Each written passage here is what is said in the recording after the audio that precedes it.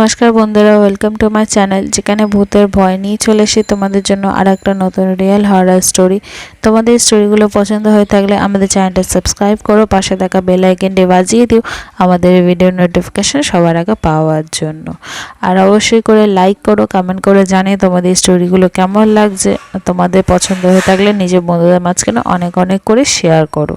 তোমাদের সাথেও যদি কোনো রিয়েল হরর এক্সপিরিয়েন্স হয়ে থাকে তো সেটা আমাদের সাথে শেয়ার করতে পারো। ইনস্টাগ্রামের লিঙ্ক নিচে ডিসক্রিপশনে দেওয়া আছে, সেখানে এসে আমাদের সাথে কথা বলতে পারো, নিজেদের স্টোরি জানাতে পারো, আমরা তার উপরেও ভিডিও আনবো। আর প্লিজ বন্ধুরা, ইনস্টাগ্রামের লিঙ্ক নিচে দেওয়া আছে, প্লিজ ইনস্টাগ্রামের পেজটা ফলো করে নিও। তাহলে চলো আজকের গল্প শুরু করা যাক। গ্রাম প্রধানের বাসায় এক রাত। গ্রামের নাম ছিল চাঁদগড়। চারিদিকে জঙ্গল, কাঁচা রাস্তা আর পুকুরের মাঝখানে ছোট্ট এই গ্রাম। গ্রামের প্রধান হরিহর বাবু তার বংশানুক্রমিক জমিদার বাড়িতে বাস করতেন। বিশাল অট্টালিকা, সারা বাড়ি জুড়ে পুরনো কাঠের মেঝে আর দেয়াল। বহু বছর আগে এই বাড়িতে কেউ এক ভয়ঙ্কর ভাবে প্রাণ হারিয়েছিল। সেই ঘটনার পর থেকেই কথিত আছে, রাত হলেই এই বাড়িতে অদ্ভুত ঘটনা ঘটে। কেউ কেউ বলতো এ বাড়িতে ভূতের বসবাস। একদিন হরিহর বাবু গ্রামের কয়েকজন যুবককে বাড়িতে আসার আমন্ত্রণ জানান। বাড়িতে থাকা তার কর্মচারী লক্ষ্মণ কয়েকদিন ধরে বাড়িতে অদ্ভুত শব্দ শুনতে পাচ্ছিল। রাত হলেই পায়ের আওয়াজ, ফুসফুস শব্দ আর পুরনো দোতলায় কারো চলাফেরা লক্ষ্মণকে আতঙ্কিত করে তুলেছিল। যুবকদের মধ্যে ছিল রাজু, সুরেশ আর কৌশিক। সাহসী আর রোমাঞ্চপ্রিয় এই তিনজন হরিহর বাবুর ডাকে সাড়া দিয়ে বাড়িতে গেল। বাড়ি ঢুকতেই যেন একটা অদ্ভুত ঠান্ডা বাতাস তাদের শরীরকে শিহরিত করে দিল।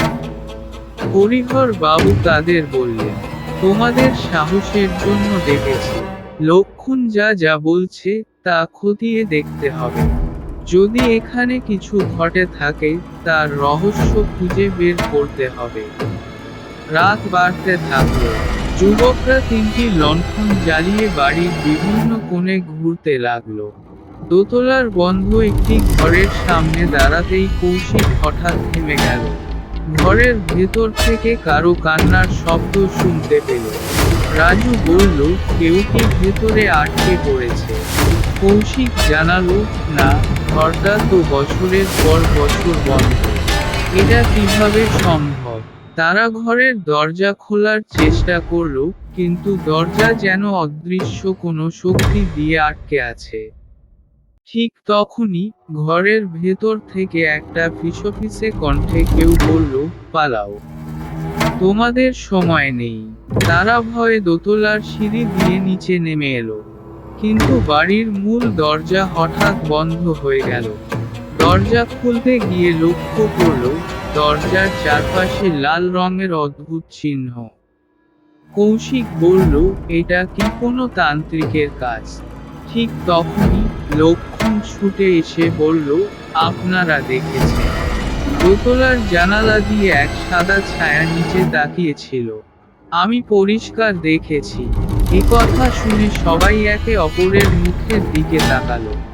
ভয় যেন তাদের শরীরকে অবশ করে দিয়েছিল।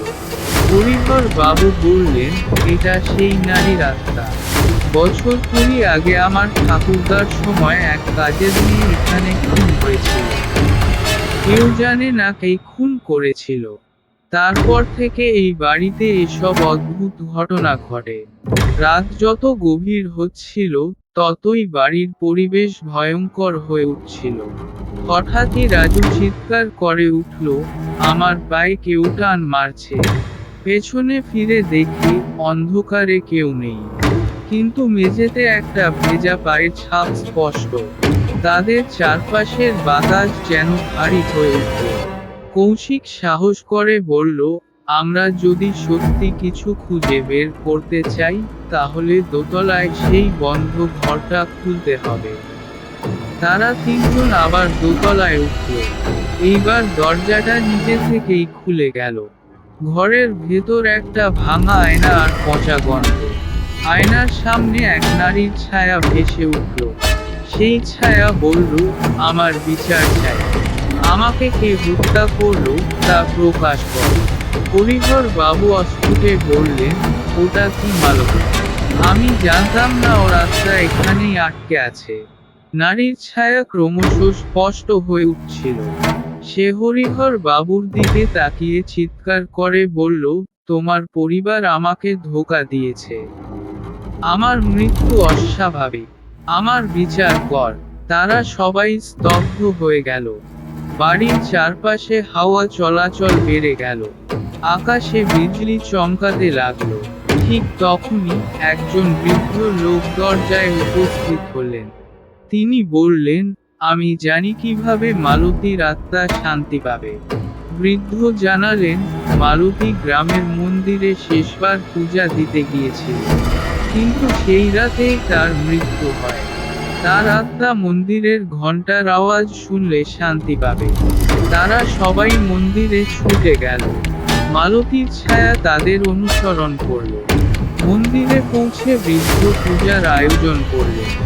মন্দিরের ঘণ্টা বাজতে শুরু করল। তখনই মালতীর ছায়া ম্লান হয়ে যেতে লাগল। তার শেষ শব্দ ছিল, ধন্যবাদ। হরিহর বাবুর বাড়িতে কিছুদিন শান্তি বজায় থাকলেও অশুভ শক্তি যেন পুরোপুরি নির্মূল হয়নি। একদিন গ্রামের এক বৃদ্ধ মহিলা, যার নাম ছিল চন্দ্রাবতী, হরিহর বাবুর বাড়িতে এসে জানালেন, এই বাড়ি এখনো পুরোপুরি মুক্ত নয়। মালতীর আত্মা শান্তি পেয়েছে ঠিকই, কিন্তু তার মৃত্যুর সঙ্গে জড়িত আরও কিছু অন্ধকার সত্য আছে। যতদিন না সেই সত্য প্রকাশ হয়, এই বাড়ি অভিশপ্তই থাকবে। গ্রাম প্রধানের বাসায় এক রাত।